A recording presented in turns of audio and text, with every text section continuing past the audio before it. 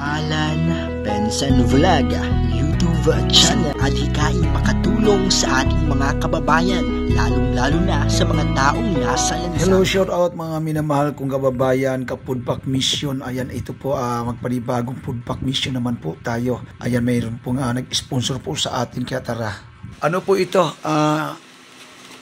Kaano ba kakarami? Ayan. Ayun, no? Ayan po yan.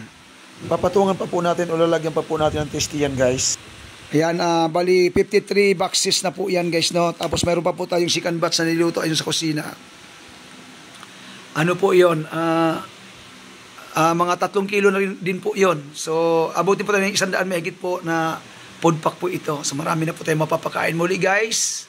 So, ayan sa ating mga minamahal na kababayan, guys, mga mostly sa ating mga homeless na kababayan, guys, no?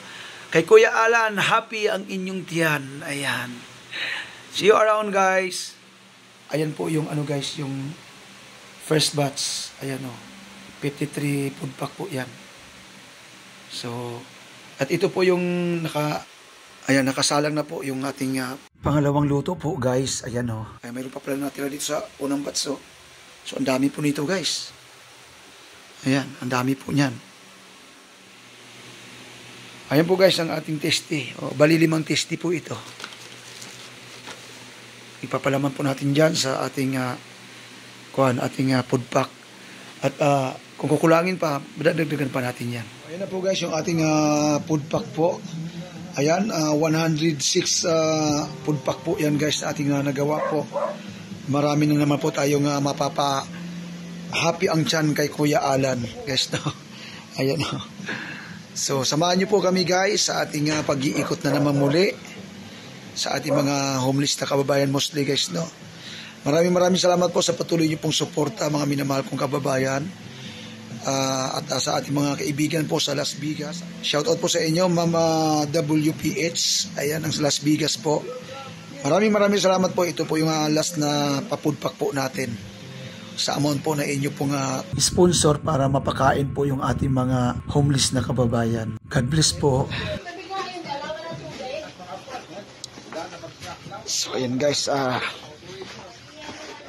lakad na naman po ulit tayo. Tayo mag-foodpack na naman po. Ang dala po natin ngayon, guys, ay may gitisan ang foodpack po ulit ito. 106 foodpack. Ang ating pong ipamamahagi yun sa ating mga kababayan sa bangkita. Samahan niyo po kami, mga minamahal kong Kapisan Family Foodpack Mission. Pare!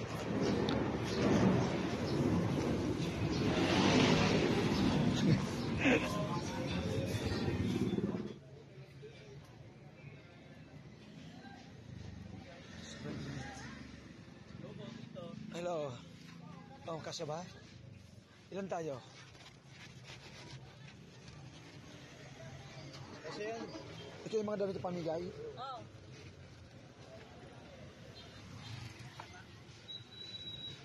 Basag ayo.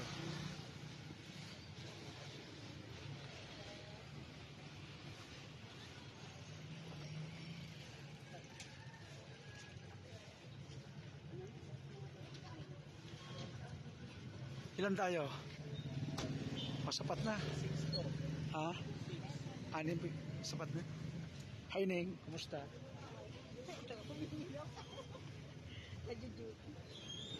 So, kasama ko po yung aking hipa, guys. Pamangkin at yung tropa ng aking anak na bunso at yung aking kapatid. Hindi po nakasama si Mrs. at yung aking isang anak dahil masama po ang pakiramdam. Kaya naiwan na lang po muna sila sa bahay. Sabi ko sa sunod na lang sila. Kumusta, tol? Okay na yung mga damit na isakarga na doon, pamimigay? Okay. Yes po, mga ka-Foodpack Mission, kasi meron po ako mga sinamsam po na damit nung nakaraan, yung mga old display ko po. So sinamsam po na po lahat para maipamigay rin po natin sa ating mga homeless na kababayan, guys, dahil kailangan po din nila yun. Okay, abangan nyo na lang po at samahan nyo po kami. Kunyari, mag-move kayo ng mag-move kayo pag-video, pag-iikot kayo. Dahan-dahanan din yung banayad, din yung pagka-ikot nyo para hindi mabilis yung pabigla ba ganun. Kasi hindi makukuha sa slow mo. At kapag nag-side rin. Ba't kinakapipis mo po niya?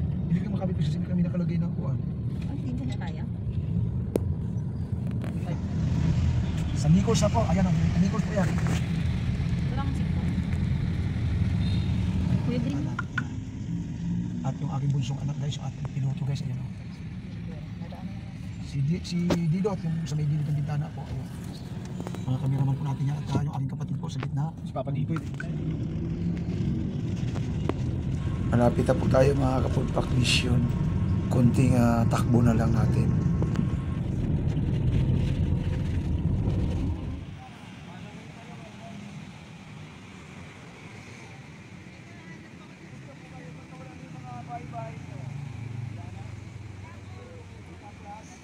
Nagkabit na lang ng duyan si tatay guys kasi binaklas daw yung kailang mga bahay-bahayan dyan na tuldang sako. Nadaanan daw po sila ng mga operatives guys ng ating gobyerno kaya ayan lalos lahat po ng kanilang mga kubol-kubol dyan at mga gamit na iba. Yan na lang daw po natira sa kanila. Nakakawa guys ang kailang mga kalagayan po. Alam ko po yan kasi naging operatives din po ako noon. So kaya po ako nag-stop nga po sa pagiging government employee din kasi yun ang naging trabaho namin noon. Kapag nakakita kami ng mga ganyan, ay hinahakot po namin yung mga gamit at tinatapon mo sa dump truck. Napakahirap guys, maging mahirap. Alam ko po yan kasi galing po ako dyan, sobrang kahirapan. Kaya lang itong mga ito, aywan natin kung ano pa pong kinabukasan naghihintay sa kanila. Sana yung mga bata, ang mga anak nila ay sikapin nila makapag-aral para kahit pa paano mabago ang buhay at hindi maging katulad din nila.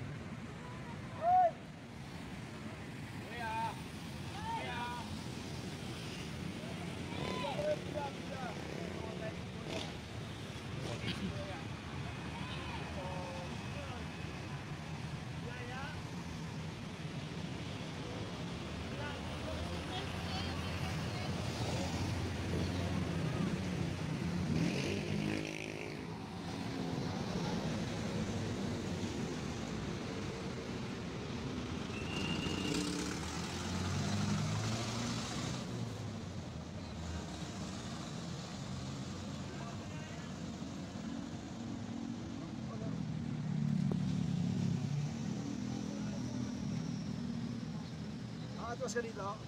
Atras mo na lang kaya.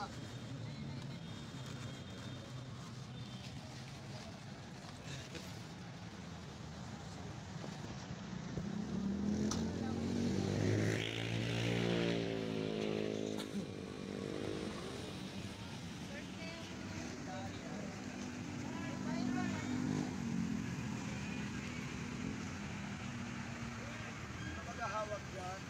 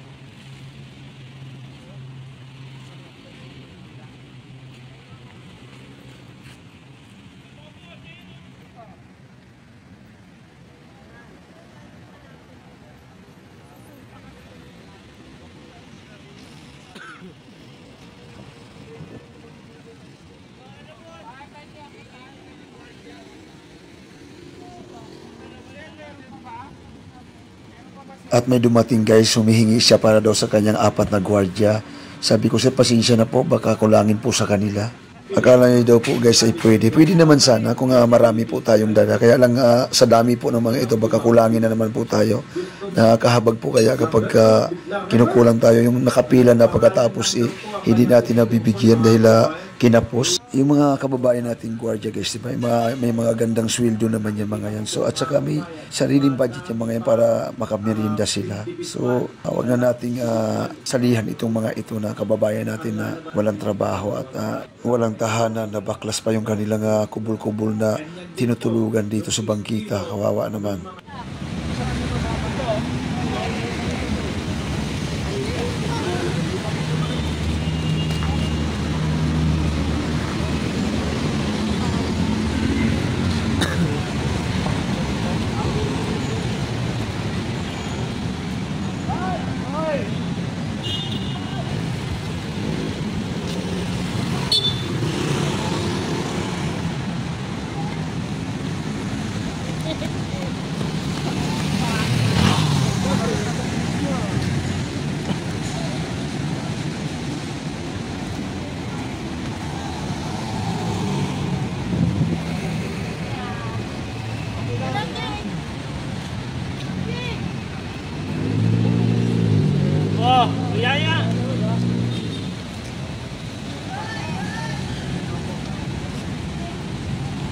Kaya mapuntahan dyan, nakikintan, pag gano'n.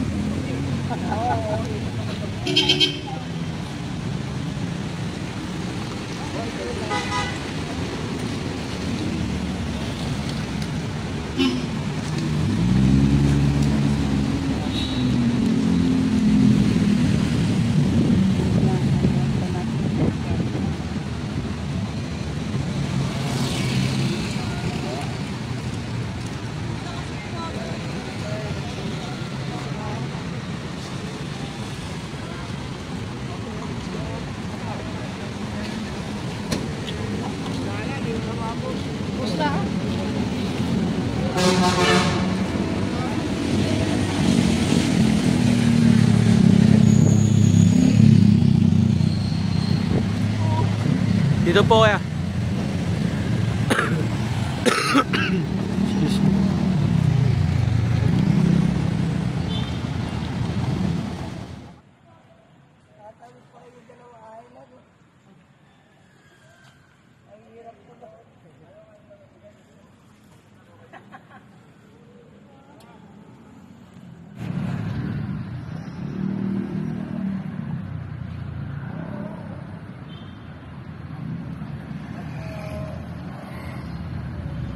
Adhikain makatulong sa ating mga kababayan, lalong-lalo na sa mga taong nasa lansangan. Sa mga tao na walang maaasahan, mga tao sa lansangan na walang nalalapitan. Wala nang makakahadang pagkatunay kanyang hangarin, simula noon hanggang ngayon kanya na adhikain.